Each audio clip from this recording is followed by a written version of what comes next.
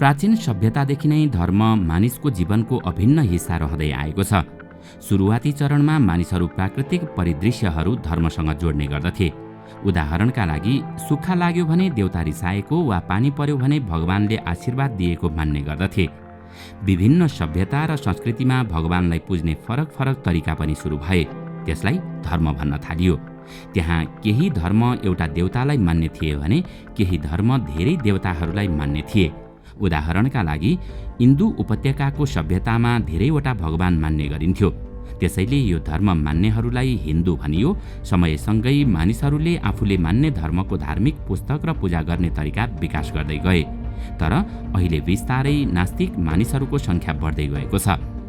सन् 2020 को एउटा तथ्याङ्क अनुसार संसारको जनसङ्ख्याको 7% मानिस नास्तिक छन् र आगामी दशकमा यो सङ्ख्या 10% पुग्ने अनुमान गरिएको छ। देश अनुसार तुलना गर्ने हो भने सबैभन्दा धेरै नास्तिक चीनमा रहेका छन्। सन् 2014 मा भएको राष्ट्रिय गणना अनुसार चीनका 64% जनसङ्ख्याले आफूलाई नास्तिक बताएका छन्। यस्तै फिलिपिन्समा पनि नास्तिकको प्रतिशत निकै उच्च छ। यहाँका 20% जनसङ्ख्या नास्तिक छन्। विशेष गरी नास्तिकता अमेरिकामा धेरै लोकप्रिय हुँदै गइरहेको छ। सन् 1944 मा अमेरिकाका 1% मात्रै जनसङ्ख्या नास्तिक थिए, तर सन् 2011 सम्म आइपुग्दा यहाँ नास्तिकको सङ्ख्या बढेर 7% पुग्यो। अहिले यो प्रतिशत बढेर 12 भएको छ। अर्थात् प्रत्येक 100 जनामा 12 अमेरिकन भगवानमा विश्वास गर्दैनन्। आखिर किन विश्वमा नास्तिकको सङ्ख्या यसरी बढिरहेको छ त? किन मानिसहरूमा भगवानप्रतिको विश्वास हराउँदै गएको छ? दर्शकवृन्द, आउनुहोस् आजको यस श्रृङ्खलामा हामी विश्वमा नास्तिकको सङ्ख्या किन बढिरहेको छ र मानिसहरू किन भगवानसँग टाढिँदै गइरहेका छन् भन्ने विषयमा विशेष चर्चा गर्नेछौँ। मानिसहरू किन नास्तिक भइरहेका छन् भन्ने जान्नुभन्दा पहिले एथियजम अर्थात् नास्तिकता के हो भन्ने विषयमा नै जान्नुपर्ने हुन्छ। हुन त नास्तिकताको कुनै स्पष्ट परिभाषा छैन, तर सामान्य रूपमा के भनिन्छ भने नास्तिकता एउटा यस्तो दर्शन हो जसले भगवान वा गड जस्तो कुनै चिज अस्तित्वमा छैन भन्ने मान्छ। धेरै प्रकारका धर्म रहेको यो संसारमा नास्तिकताले एउटा वैकल्पिक सम्भावना सिर्जना गरेको छ र आध्यात्मिकता र दैविक शक्तिको उपस्थितिलाई चुनौती दिएको छ। जो नास्तिक हुन्छन् उनीहरू धार्मिक शिक्षा र शास्त्रहरूभन्दा तथ्य र वैज्ञानिक प्रमाणहरूमा विश्वास गर्दछन्। तर नास्तिकता कुनै नयाँ दर्शन भने होइन। यसको जरा प्राचीन सभ्यतासँग जोडिएको छ। प्राचीन ग्रिसका दार्शनिक एपिकुरुसका अनुसार संसारमा न भगवान छ न कुनै आत्मा, त्यहाँ त केवल परमाणु र भौतिक वस्तुको उपस्थिति मात्र छ। यसैगरी भारतवर्षमा पनि चारवका नामक दर्शनको अस्तित्व थियो जुन नास्तिकतामै आधारित थियो। वास्तवमा नास्तिकता शब्दको उत्पत्ति युरोपमा ज्ञानको युगमा भएको थियो। त्यतिबेला दार्शनिकहरूले परम्परागत धार्मिक विश्वासलाई चुनौती दिँदै विज्ञानको वकालत गर्न थालेका थिए। नास्तिकता आधारभूत रूपमा 4 प्रकारका हुन्छन्। पहिलो प्रकारमा पर्छन् कट्टर नास्तिकता अर्थात् स्ट्रोङ एथिस्ट। यो श्रेणीमा मानिस भगवान वा दैविक शक्तिको अस्तित्व स्वीकार्दैनन् र उनीहरू यो सृष्टिको उत्पत्ति, संयोग र संयोजनलाई मान्ने गर्दछन्। दोस्रो प्रकारका नास्तिकहरू जसलाई कमजोर नास्तिकता अर्थात् विक एथिस्ट भनिन्छ। यस प्रकारका मानिसहरूलाई अनिश्वरवादी नास्तिक पनि भनिन्छ। यो श्रेणीका मानिसहरू भगवान छन् भन्नेहरूलाई यसको प्रमाण दिन दबाब दिने गर्दछन्। मतलब उनीहरूलाई अझै पनि शङ्का बाँकी नै रहन्छ। यसैगरी तेस्रो प्रकारका नास्तिकहरू द्वैध चरित्रका हुन्छन् जसलाई याग्नोस्टिक एथिस्ट भनिन्छ। यस्ता नास्तिकहरूलाई निश्चित रूपले ईश्वरलाई प्रमाणित गर्न सकिन्न भन्ने थाहा छ। उनीहरू पूर्ण रूपमा ईश्वरको विरोध पनि गर्दैनन्, तर बिस्तारै यिनीहरूको झुकाव नास्तिकतातिरै हुन्छ। यसैगरी चौथो प्रकारका नास्तिकताहरूमा धर्मनिरपेक्ष मानवतावादहरू पर्ने गर्दछन् जसलाई सेकुलर ह्युम्यानिस्ट भनिन्छ। यो श्रेणीका मानिस मानवीय मूल्य मान्यता, सामाजिक न्याय र नैतिकतामा विश्वास गर्दछन् र धार्मिक मान्यतामा धेरै जोड दिन नहुने मान्यता राख्दछन्। अहिले समाजमा नास्तिकताको निकै महत्त्वपूर्ण प्रभाव परेको छ, किनकि यसले एक नभएर अनेकौं प्रकारका बहस र छलफल सिर्जना गरेको छ भने कतिपय अवस्थामा विवाद पनि निम्ति आएको छ। यसको प्रभाव विज्ञान, शिक्षा र तार्किक क्षेत्रमा समेत देख्न सकिन्छ, किनकि जसले दैविक शक्तिको सट्टा तथ्य प्रमाणलाई प्राथमिकता दिएका छन् उनीहरूले धेरै प्रकारका वैज्ञानिक आविष्कार गरेका छन्। यही वैज्ञानिक प्रगतिका कारण नास्तिकको सङ्ख्या दिन प्रतिदिन बढ्दै गइरहेको छ। विगत केही शताब्दीदेखि विज्ञान, प्रविधि र धर्म बीचको सम्बन्ध बहसको विषय बन्दै आएको छ। तर वर्तमान समयमा वैज्ञानिक बुझाइ र प्रविधिको द्रुत विकासले समाजमा महत्त्वपूर्ण स्थान पाउँदै गएको छ, जसका कारण नास्तिकता बढाउँदै लगेको छ। जति जति ब्रह्माण्डको रहस्यको पर्दा विज्ञानले खोल्दै गयो, उति उति भगवानप्रतिको विश्वास कम हुँदै गइरहेको छ। उदाहरणका लागि पहिला मानिसहरू पानी पार्न भगवानको पूजा गर्ने गर्दथे, तर अहिले पानी पर्ने प्रक्रियाका बारेमा वैज्ञानिक रूपमा व्याख्या गरिसकिएको छ र कहिले वर्षा हुन्छ भन्ने कुरा पहिले नै जानकारी हुन्छ। अर्थात् प्राकृतिक प्रक्रिया र जीवनको उत्पत्तिका बारेमा ज्ञानको विकासले परम्परागत धार्मिक मान्यतालाई चुनौती दिएको छ र दैविक शक्तिका बारेमा प्रश्न उठाउन थालिएको छ।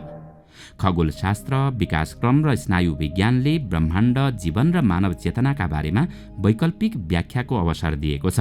त्यही कारण धार्मिक व्याख्यामाथि मानिसको विश्वास घट्दै गएको छ र मानिसहरू बिस्तारै नास्तिक हुँदै गइरहेका छन्। यति मात्रै होइन, आधुनिक प्रविधिले कुनै पनि धार्मिक संस्थाको सहयोग बिना नयाँ नयाँ आविष्कार गरेको छ। स्वास्थ्य, कृषि र सूचना प्रविधिमा आएको विकासले मानिसले समस्याको व्यावहारिक समाधान पाए, जसका कारण दैविक शक्तिमाथिको विश्वास घटाउँदै लगेको छ। यातायात र सूचना प्रविधिको विकासले पनि नास्तिकता फैलाउन महत्त्वपूर्ण भूमिका निर्वाह गरेको छ। यसबाट संस्कृति आदान प्रदान गर्न सहज भएको छ र विभिन्न विचारधारालाई एक अर्कामा परिचित गराएको छ। तर विज्ञान, प्रविधि र नास्तिकता बीचको सम्बन्ध निकै जटिल र बहुआयामिक छ। कुनै समय यस्तो थियो जतिबेला मानिसहरू सूचनाका लागि छापा माध्यम किताब, पत्र पत्रिका, म्यागजिन आदिमा निर्भर रहने गर्दथे। तर जब इन्टरनेटको उदय भयो, तब यसले एउटा क्रान्ति नै ल्यायो र मानिसहरूले कुनै पनि सूचना क्षणभरमै प्राप्त गर्न सक्ने भए। यही कारण हरेक प्रकारका सूचना मानिसको आफ्नै हातमा उपलब्ध छ। यो कारणले पनि मानिसको धार्मिक विश्वास घटाउँदै लगेको छ। अहिले मानिसहरू सहज रूपमा आफ्ना विचार व्यक्त गर्न सक्ने भएका छन्।